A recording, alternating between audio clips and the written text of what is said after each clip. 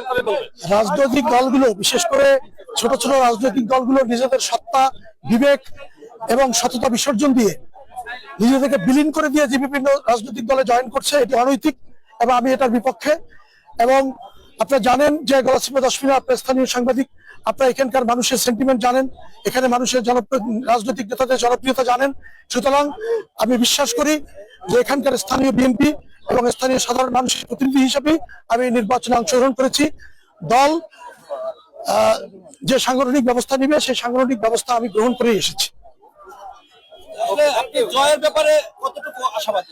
জয়ের ব্যাপারে মানুষের কাছে যাব আমাদের বক্তব্য নিয়ে। আমি দীর্ঘ 17 বছর মানুষের পাশে আছি, লড়াই সংগ্রামী নেতাকর্মীদের পাশে আছি, রাজপথে আছি। সুতরাং আমাদের এই বক্তব্য নিয়ে, তার পাশাপাশি এই উন্নয়ন বঞ্চিত গলাচিপা দশমিনার মানুষের উন্নয়নের নতুন পরিকল্পনা নিয়ে আমরা মানুষের কাছে যাব এবং আমার দৃঢ় বিশ্বাস যে মানুষ আমাদের বক্তব্য গ্রহণ করবে এবং আমাদেরকে সমর্থন দিয়ে আগামী জাতীয় নির্বাচনে বিজয়ী করবে ইনশাআল্লাহ।